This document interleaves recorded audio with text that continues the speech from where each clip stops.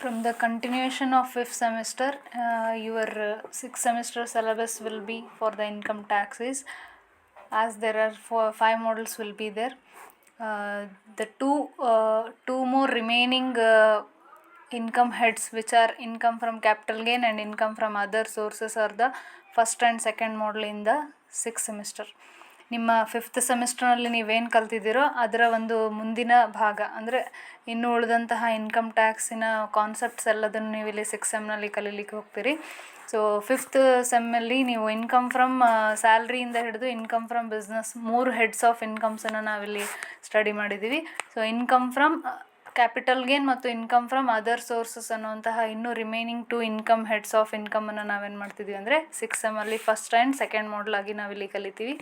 ಅದಾದಮೇಲೆ ಥರ್ಡ್ ಮಾಡಲಲ್ಲಿ set off and carry forwards and deductions ಅಂತ ಬರುತ್ತೆ ಇಲ್ಲಿ ATC ಇಂದ ATU. ಸೊ ಅದು ನಿಮ್ಮ ಮೂರನೇ ಒಂದು ಮಾಡಲ್. ದೆನ್ ಫೋರ್ತ್ ಮಾಡಲಲ್ಲಿ computation of total income. So total ಇನ್ಕಮನ್ನು ಯಾವ ರೀತಿಯಾಗಿ ಕ್ಯಾಲ್ಕುಲೇಟ್ ಮಾಡ್ತೀವಿ, ಕಾಂಪ್ಯೂಟ್ ಮಾಡ್ತೀವಿ ಅನ್ನೋದನ್ನು ನಾವು ಇಲ್ಲಿ ಫೋರ್ತ್ ಮಾಡಲಲ್ಲಿ ನೋಡ್ತೀವಿ. Individual head, HUF and partnership firm ಅಂದರೆ 3 ಅಸಸ್ಸಿಯಲ್ಲಿ ನಾವು ಟೋಟಲ್ ಇನ್ಕಮನ್ನು ಯಾವ ರೀತಿಯಾಗಿ ಕ್ಯಾಲ್ಕುಲೇಟ್ ಮಾಡ್ತೀವಿ ಅನ್ನೋದನ್ನು ಫೋರ್ತ್ ಮಾಡಲಲ್ಲಿ ನಾವಿಲ್ಲಿ ಕಲೀಲಿಕ್ಕೆ ಹೋಗ್ತೀವಿ. ಫಿಫ್ತ್ ಮಾಡಲಲ್ಲಿ computation of tax liability. Overall ನಿಮ್ಮ ಒಂದು ಒಬ್ಬ ಅಸಸ್ಸಿಯ ಒಂದು ಕಾಂಪಿಟೇಷನ್ ಆಫ್ ಟ್ಯಾಕ್ಸ್ ಏನಾಗಿರುತ್ತೆ ಅಂದರೆ ಅವನ ಒಂದು ಅರ್ನಿಂಗ್ ಆಫ್ ಟೋಟಲ್ ಇನ್ಕಮ್ ಮೇಲೆ ಇಲ್ಲಿ ಕ್ಯಾಲ್ಕುಲೇಟ್ ಆಗುತ್ತೆ. ಟೋಟಲ್ ಇನ್ಕಮ್ ಅಂತ ಯಾವುದನ್ನು ಕರಿತೀವಿ? Aggregate of all the heads of income minus the deduction under section ATC to ATU. So fifth ಸೆಮ್ಮಿನ ಫಸ್ಟ್ ಮಾಡಲಲ್ಲೇ ಇದನ್ನು ನಾವು ಕಲ್ತಿದ್ದೀವಿ, ಟೋಟಲ್ ಇನ್ಕಮ್ ಅಂದರೆ ಏನು ಅಂತ. ಸೊ ಆ ಟೋಟಲ್ ಇನ್ಕಮ್ ಮೇಲೆ ಯಾವ ರೀತಿಯಾಗಿ ಕಾಂಪಿಟೇಷನ್ ಆಫ್ ಟ್ಯಾಕ್ಸ್ ಲಯಬಿಲಿಟಿ ಇದೆ, ಸೊ ಇಂಡಿವಿಜುವಲ್ಗೆ ಯಾವ ಥರ ಟ್ಯಾಕ್ಸ್ ಮತ್ತು ಪಾರ್ಟ್ನರ್ಶಿಪ್ಗೆ ಯಾವ ಥರ ಟ್ಯಾಕ್ಸ್ ಲಯಬಿಲಿಟಿ ಇದೆ, ಸೊ ಇದೆಲ್ಲದರ ಮಾಹಿತಿಯನ್ನು ನಾವು ಫಿಫ್ತ್ ಸೆಮ್ಮಲ್ಲಿ ಕಲೀಲಿಕ್ಕೆ ಹೋಗ್ತೀವಿ. ಸೊ ನಿಮ್ಮ ಒಂದು ಫಿಫ್ತ್ ಸೆಮ್ಮಿನ ಸಿಲೆಬಸ್ಸಲ್ಲಿ ಕಲ್ತಿರುವಂತಹ 3 ಹೆಡ್ಸ್ ಆಫ್ ಇನ್ಕಮ್ ಮತ್ತು ಟ್ಯಾಕ್ಸ್ ಫ್ರೀ ಇನ್ಕಮ್, ಸೊ ಇದೆಲ್ಲದರ ಮಾಹಿತಿಯ ಒಂದು ಅವಶ್ಯಕತೆ ಏನಾಗುತ್ತೆ ಅಂದರೆ ಸಿಕ್ಸ್ ಸೆಮ್ಮಿನ ಒಂದು ಸಿಲೆಬಸ್ಸಲ್ಲಿ ನಿಮಗೆ ನೀಡೆಡ್ ಆಗಿರುತ್ತೆ. ಸೊ ಇವತ್ತು ನಾವು ಇಲ್ಲಿ ಸಿಕ್ಸ್ ಸೆಮ್ಮಿನ ಮೊದಲನೇ ಫಸ್ಟ್ ಮಾಡಲ್ ಆದಂತಹ competition of income from capital gain ಬಗ್ಗೆ ಸೊ ಏನು ಥಿಯರಟಿಕಲ್ ಆಸ್ಪೆಕ್ಟ್ಸ್ ಇದೆ ಅನ್ನೋದನ್ನು ನಾವು ಇಲ್ಲಿ ನೋಡೋಣ. So capital gain. So the term capital gain means any profits arising from the transfer of capital asset.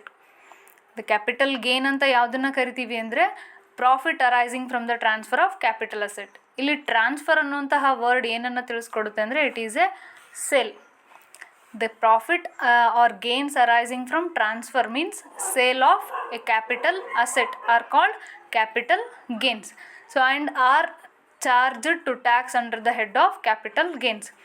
ಈಗಾಗಲೇ ಇಂಡಿವಿಜುವಲ್ ಆಗಿ ನಾವು ಸ್ಯಾಲ್ರಿ, ಹೌಸ್ ಪ್ರಾಪರ್ಟಿ ಮತ್ತು ಬಿಸ್ನೆಸ್ ಹೆಡ್ಡನ್ನು ನೋಡಿದ್ವಿ. ಆ 3 ಹೆಡ್ಡಲ್ಲೂ ನಾವೇನು ಮಾಡಿದ್ವಿ ಅಂದರೆ ಒಂದೊಂದು ಸೋರ್ಸಸ್ ಆಫ್ ಇನ್ಕಮ್ನ ನೋಡಿದ್ವಿ. ಸ್ಯಾಲ್ರಿಯಲ್ಲಿ ಎಂಪ್ಲಾಯರ್ ರಿಲೇಷನ್ಶಿಪ್ಪಲ್ಲಿ ಅರ್ನಿಂಗ್ ಆಗಿರುವಂತಹ ಒಂದು ಇನ್ಕಮ್ನ ನೋಡ್ತೀವಿ. ಹೌಸ್ ಪ್ರಾಪರ್ಟಿಯಲ್ಲಿ ಏನಂದರೆ income from earning on house ಪ್ರಾಪರ್ಟಿಯ ಮೇಲೆ ನಾವು ನೋಡ್ತೀವಿ. ಬಿಸ್ನೆಸ್ನಲ್ಲಿ ಮಾತ್ರ ಪಡೆದಂತಹ ಪ್ರಾಫಿಟ್ ಮೇಲೆ ನಾವೇನು ಮಾಡ್ತೀವಿ ಅಂದರೆ ಇನ್ಕಮನ್ನು ಕಾಂಪಿಟೇಷನ್ ಮಾಡ್ತೀವಿ. ಅದೇ ಥರ ಕ್ಯಾಪಿಟಲ್ ಗೇನ್ ಸೋರ್ಸ್ ಏನನ್ನು ಹೇಳ್ಕೊಡುತ್ತೆ ನಮಗೆ ಅಂದರೆ ನಾವಿಲ್ಲಿ ಕ್ಯಾಪಿಟಲ್ ಅಸೆಟ್ಟನ್ನು ಮಾರಾಟ ಮಾಡೋದ್ರಿಂದ ಬರುವಂತಹ ಒಂದು ಪ್ರಾಫಿಟ್ ಅಥವಾ ಗೇನ್ಸ್ ಏನಿರುತ್ತೆ, ಸೊ ಅದ್ರ ಮೇಲೆ ನಾವೇನು ಮಾಡ್ತೀವಿ ಅಂದರೆ ಇಲ್ಲಿ ಟ್ಯಾಕ್ಸ್ ಲಯಬಿಲಿಟಿನ ಪೇ ಮಾಡಲಿಕ್ಕೆ ಹೋಗ್ತೀವಿ. ಸೊ ಆ ಒಂದು ಪ್ರಾಫಿಟ್ ಮೇಲೆ ಅಂದರೆ ಕ್ಯಾಪಿಟಲ್ ಅಸೆಟ್ಟನ್ನು ಯಾವಾಗ ಪರ್ಚೇಸ್ ಮಾಡಿರ್ತೀರೋ ಅದನ್ನು ಮತ್ತೆ ಯಾವಾಗ ನೀವು ಮಾರಾಟ ಮಾಡಲಿಕ್ಕೆ ಹೋಗ್ತೀರಿ. ಸೊ ಮಾರಾಟ ಮತ್ತು ಖರೀದಿ ಇವೆರಡರ ಮಧ್ಯೆ ಇರುವಂತಹ ಡಿಫ್ರೆನ್ಸನ್ನು ನಾವೇನಂತ ಕರಿತೀವಿ? ಗೇನ್ ಅಥವಾ ಪ್ರಾಫಿಟ್ ಅಂತ ಕರಿತೀವಿ. ಆ ಪ್ರಾಫಿಟ್ ಅರೈಸ್ ಆಗುವಂತಹ ಪ್ರಾಫಿಟ್ ಮೇಲೆ ನಾವೇನು ಮಾಡ್ತೀವಿ ಅಂದರೆ ಇಲ್ಲಿ ಕಾಂಪಿಟೇಷನ್ ಆಫ್ ಟ್ಯಾಕ್ಸ್ ಮಾಡ್ತೀವಿ. ಸೊ ಅದನ್ನು ನಾವಿಲ್ಲಿ ಏನು ಮಾಡ್ತೀವಿ ಅಂದರೆ ಅಲ್ಲಿ ಬಂದಿರುವಂತಹ ಪ್ರಾಫಿಟನ್ನು ಕ್ಯಾಪಿಟಲ್ ಗೇನ್ ಅಥವಾ ಕ್ಯಾಪಿಟಲ್ ಪ್ರಾಫಿಟ್ ಅಂತ ನಾವಿಲ್ಲಿ ಕರಿತೀವಿ. ಸೊ ಇಲ್ಲಿ ಟ್ರಾನ್ಸ್ಫರ್ ಅನ್ನುವಂತಹ ವರ್ಡನ್ನ ಏನು ಮಾಡಿದ್ರೆ ಅಂದರೆ ಇನ್ಕಮ್ ಟ್ಯಾಕ್ಸಲ್ಲಿ ಬಳಸ್ಲಿಕ್ಕೆ ಹೋಗಿದ್ದಾರೆ. ಮೀನಿಂಗ್ ಆಫ್ ಟ್ರಾನ್ಸ್ಫರ್ ಅಂದರೆ so generally it is consider under sales or exchange. In exchange of money, if you are going to be making anything, so that is called as a transfer. So general ಮೀನಿಂಗಲ್ಲಿ ನೋಡಿದಾಗ transfer ಅಂದರೆ in exchange of money ಇರಲೇಬೇಕು ಅಂತ ಅನ್ನೋಂಥದ್ದೇನೂ ಇರಲ್ಲ. But ಆದರೆ ಇಲ್ಲಿ income from capital gain ನಾವು ಅರ್ಥ ಮಾಡ್ಕೊಳ್ಳುವಾಗ transfer means it is a sale. When you are making sale of your capital asset, so then the earning of money will be considered as a profit. So capital profit ಅಂತ ನಾವಿಲ್ಲಿ ಅದನ್ನು consider ಮಾಡ್ತೀವಿ. So ಇಲ್ಲಿ capital ಅಸೆಟ್ನ ಮಾರಾಟ ಮಾಡೋದ್ರ ಮೂಲಕ ನಮಗೆ ಬರುವಂತಹ ಪ್ರಾಫಿಟನ್ನು ಕ್ಯಾಪಿಟಲ್ ಗೇನ್ ಅಂತ ಕರಿತೀವಿ. ಸೊ ಹಾಗಿದ್ರೆ ಯಾವೆಲ್ಲ ಅಸೆಟ್ಟನ್ನು ನಾವು ಕ್ಯಾಪಿಟಲ್ ಅಸೆಟ್ ಅಂತ ಕರಿತೀವಿ? ಕ್ಯಾಪಿಟಲ್ ಅಸೆಟ್ಟಲ್ಲಿ ನಾವು ಬಹಳಷ್ಟು ಅಸೆಟ್ಸ್ ನೋಡ್ತೀವಿ. Fixed assets, flexible assets, so fictitious assets ಈ ಥರ ಇರುತ್ತೆ. ಸೊ ಆದರೆ ಕ್ಯಾಪಿಟಲ್ ಅಸೆಟ್ ಅಂತಲೇ ಯಾವುದನ್ನು ನಾವಿಲ್ಲಿ ಟ್ರೀಟ್ ಮಾಡ್ತೀವಿ. As per income tax section 2 subsection 14 ಪ್ರಕಾರ capital asset means property of any kind held by an assessee whether or not connected with his business or profession. ಯಾವ ಪ್ರಾಪರ್ಟಿಯನ್ನು ಅಸಸಿ ತನ್ನ ಒಂದು ಹೋಲ್ಡಿಂಗ್ನಲ್ಲಿ ಇಟ್ಕೊಂಡಿರ್ತಾನೋ ಅಥವಾ ಯಾವ ಅಸಸಿಯ ಹೆಸರಲ್ಲಿ ಪ್ರಾಪರ್ಟಿ ಇರುತ್ತೋ, ಸೊ ಆ property either connected with the business or not connected with the business. ಅದು ಅವನ ಬಿಸ್ನೆಸ್ಸಿಗೆ ಸಂಬಂಧಿಸಿರ್ಬೋದು, ಪ್ರೊಫೆಷನ್ಗೆ ಸಂಬಂಧಿಸಿರ್ಬೋದು ಅಥವಾ ಸಂಬಂಧಿಸದೇ ಇರ್ಬೋದು. ಸೊ ಅಂತಹ ಎಲ್ಲ ಪ್ರಾಪರ್ಟಿಯನ್ನು ನಾವೇನಂತ ಕರಿತೀವಿ? ಕ್ಯಾಪಿಟಲ್ ಅಸೆಟ್ ಅಂತ ಕರಿತೀವಿ. So and also the all movable or movable and immovable properties, ಎಲ್ಲ ಮೂವೇಬಲ್ ಪ್ರಾಪರ್ಟೀಸ್ ಅಥವಾ ಇರ್ಬೋದು ಅಥವಾ ಇಮ್ಮೂವೇಬಲ್ ಪ್ರಾಪರ್ಟೀಸ್ ಇರ್ಬೋದು, ಯಾವುದನ್ನಾದರೂ ನಾವು ಏನು ಮಾಡ್ತೀವಿ ಅಂದರೆ ಇಲ್ಲಿ ಕ್ಯಾಪಿಟಲ್ ಅಸೆಟ್ ಅಂತ ಕರಿತೀವಿ. So like including leasehold properties or the goodwill be there, manufacturing license, ಇವೆಲ್ಲವೇನಂದರೆ ಇಲ್ಲಿ ಮೂವೇಬಲ್ ಪ್ರಾಪರ್ಟಿ.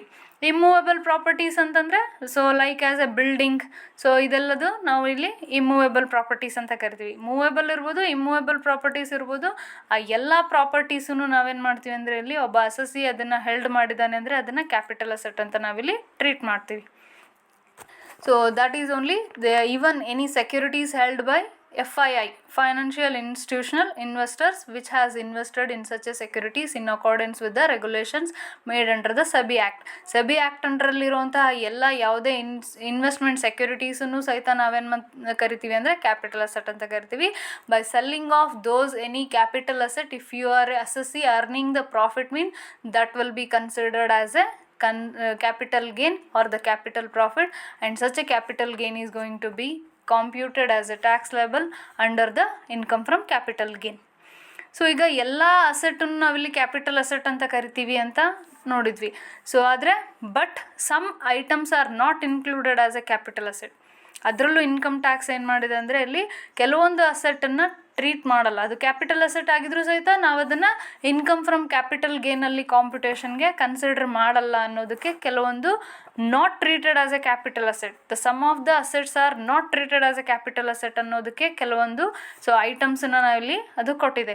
ಸೊ ಅಂದರೆ ಆ ಒಂದು ಕ್ಯಾಪಿಟಲ್ ಅಸೆಟಿಂದ ಯಾವನ್ನ ನಾವು ಈಗ ಲೀಸ್ಟ್ ಮಾಡ್ತಾ ಇದ್ದೀವೋ ಆ ಅಸೆಟಲ್ಲಿ ಏನಾದರೂ ಇಲ್ಲಿ ಪ್ರಾಫಿಟ್ ಗೇನ್ ಆಯಿತು ಅಂದರೆ ಆ ಅಸೆಟನ್ನು ನಾವಿಲ್ಲಿ computation of tax liability under capital ಗೇನ್ನಲ್ಲಿ ತಗೊಳ್ಳೋ ಹಾಗಿಲ್ಲ. So because those are not treated as a, not considered as a capital asset. So ಅಂತಹ ಅಸೆಟ್ಸ್ ಯಾವುದು? First one, stock in trade, raw materials and consumable stores held for the purpose of business or profession.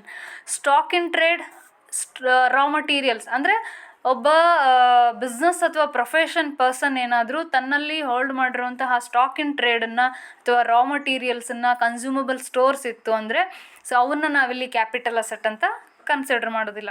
So those all the assets which R stock in trade, ತನ್ನ business ಸಲುವಾಗಿಯೇ ಇರುವಂತಹ ಒಂದು goods ಅಥವಾ materials ಇದ್ದರೆ ಅಥವಾ ರಾ materials ಇದ್ದರೆ ಅಥವಾ ಒಬ್ಬ ಅಸಸಿ ತಾನು ಕನ್ಸ್ಯೂಮ್ ಮಾಡಲಿಕ್ಕಾಗಿ ಇಟ್ಟಿರುವಂತಹ ಸ್ಟೋರ್ಸ್ ಇತ್ತು ಅಂದರೆ ಸೊ ನಾವೇನು ಮಾಡಲ್ಲ ಅಂದರೆ ಕ್ಯಾಪಿಟಲ್ ಅಸೆಟ್ ಅಂತ ಟ್ರೀಟ್ ಮಾಡಲ್ಲ.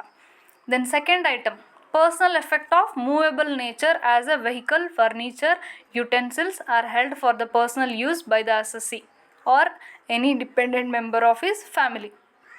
ಇಲ್ಲಿ ಪರ್ಸನಲ್ ಎಫೆಕ್ಟ್ ಇರುವಂತಹ ಮೂವೇಬಲ್ ನೇಚರ್ ಇರುವಂತಹ ವೆಹಿಕಲ್ಸ್, ಫರ್ನಿಚರ್, ಯುಟೆನ್ಸಿಲ್ಸ್ ಅಥವಾ ಯಾವುದಾದ್ರೂ ಪರ್ಸ್ನಲ್ ಅಸೆಟ್ ಇತ್ತು ಅಂದರೆ ಸೊ ಅದನ್ನು ನಾವೇನು ಮಾಡಲ್ಲ ಅಂದರೆ ಇಲ್ಲಿ ಕ್ಯಾಪಿಟಲ್ ಅಸೆಟ್ ಅಂತ ಟ್ರೀಟ್ ಮಾಡಲ್ಲ. It means if you are assessee having a own vehicle, two wheeler or the four wheeler, those assets are not treated as a capital asset. So ಅಂದರೆ ಪರ್ಸ್ನಲ್ ಎಫೆಕ್ಟ್ ಇದ್ದು moment ಇರುವಂತಹ asset ಇತ್ತು ಅಂದರೆ so ನಾವು ಅವನ್ನ capital asset ಅಂತ ಇಲ್ಲಿ treat ಮಾಡಬಾರ್ದು.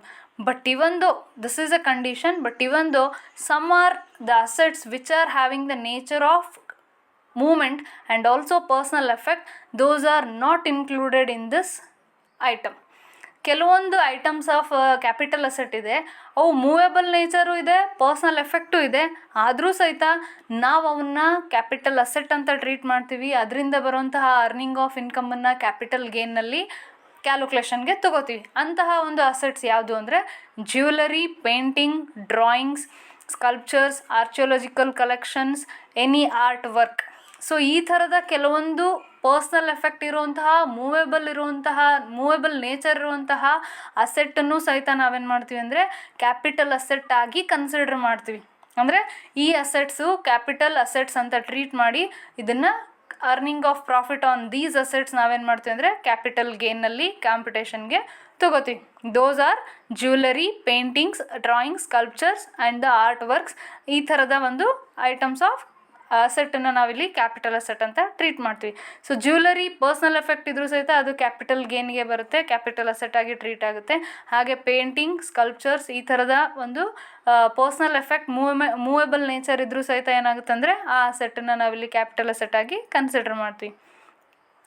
And there is items like car, TV, refrigerator, VCR, DVD or the any other things will be there.